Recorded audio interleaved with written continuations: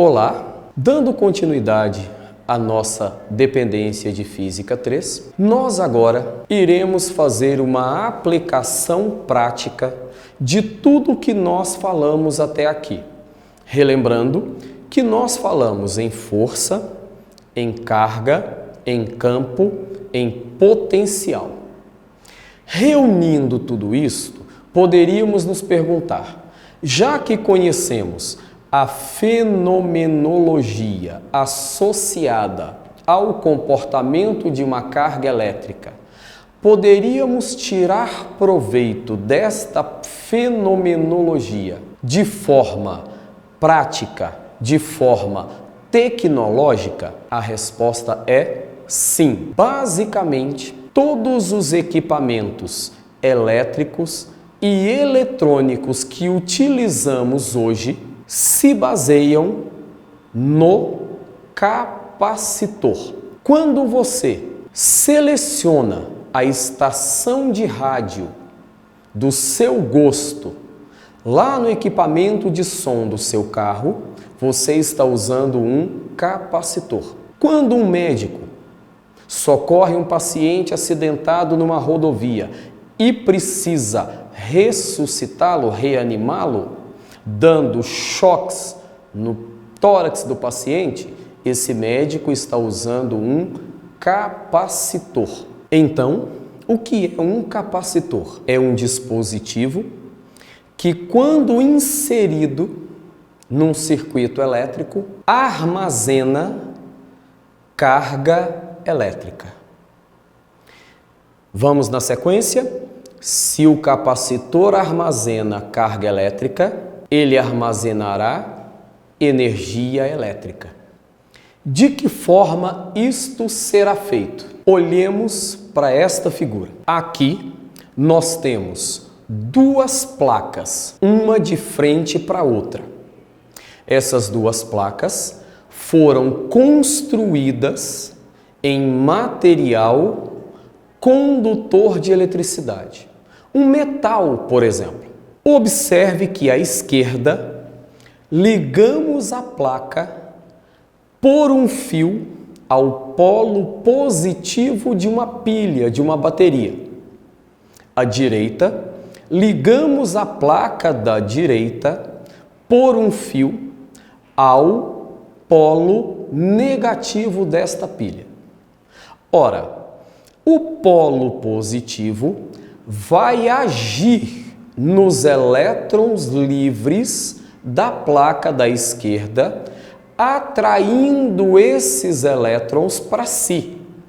Veja que quando isso acontece, a placa da esquerda, ao perder elétrons para o polo positivo, fica com falta de elétrons.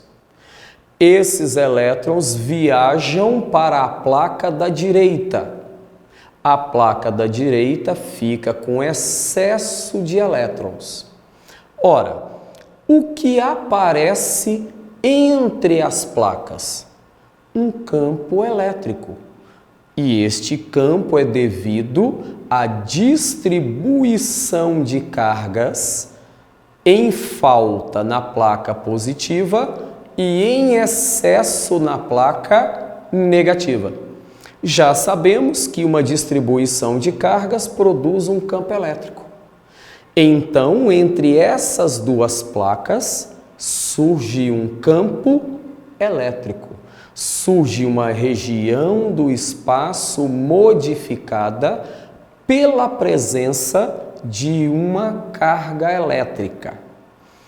Ora, dentro dessas placas, ou entre essas placas, a presença do campo elétrico deformando o espaço faz com que capacidade de realização de trabalho apareça. É desta forma que conseguimos armazenar carga elétrica ou energia elétrica em um capacitor. Este conjunto formado pelas duas placas é chamado de capacitor de placas planas e paralelas. Muito bem, agora, como calcular a capacidade de armazenamento do capacitor? Para isto, nós temos uma quantidade física chamada capacitância. Olha a equação. A equação é muito simples. À esquerda nós temos o C de capacitância e à direita nós temos no numerador Q de quantidade de carga, que é a quantidade de carga nas placas, que se observarmos com cuidado, será a mesma, apenas com sinais opostos. Mais uma vez, podemos aplicar o princípio de conservação da física. Não criamos e nem destruímos carga. Apenas fizemos com que essas cargas fossem transferidas de uma placa para outra. E nessa transferência de carga, nessa modificação na distribuição de cargas, criamos um campo que cria um potencial.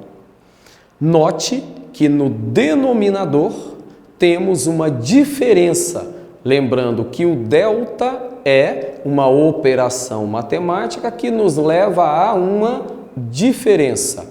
O V é o símbolo que escolhemos para potencial elétrico. Desta forma, ΔV significa diferença de potencial. Olhando para essa figura, vemos escrito na pilha 1,5 volts.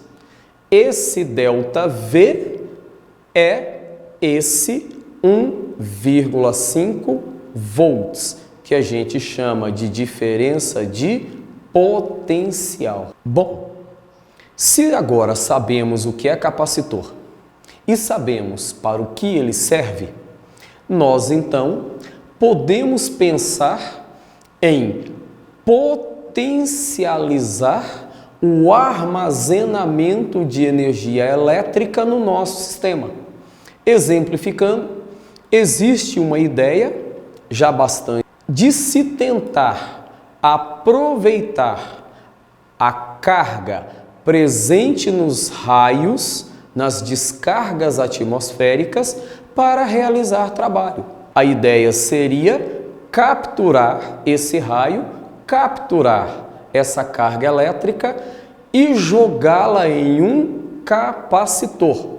Qual é o problema de se fazer isso? Por que é que isso não foi feito até hoje? Por uma razão de material. Nós precisaríamos de um material que conseguisse manter a carga entre as placas do capacitor por muito tempo. Olhando para essa figura da esquerda, note que lá nós temos um capacitor de placas planas e paralelas. Quando jogarmos esse raio nas placas deste capacitor, dependendo do meio que estiver presente entre essas placas, essa carga seria centelhada. Essa carga passaria imediatamente de uma placa para outra. Quer dizer, você carregou, mas imediatamente descarregou o capacitor. Então, a ideia é colocar entre essas placas um material que seja isolante elétrico. Olha a segunda equação que aparece na figura da esquerda. Nela, nós temos uma nova forma de calcular a capacitância. Note que essa capacitância depende da área das placas, da distância entre elas e do material entre elas. Quanto mais isolante, mais tempo conseguiremos manter o capacitor carregado.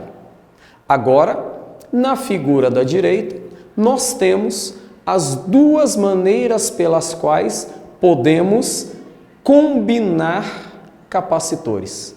Associar capacitores. Na parte superior, colocamos um capacitor ao lado do outro. Isso se chama associação em série. Na parte inferior da figura, colocamos os capacitores ligados diretamente nos polos da bateria. E a gente chama de associação em paralelo. Qual é a ideia em se associar capacitores? Aumentar a quantidade de carga, aumentar a quantidade de energia elétrica. Até a próxima!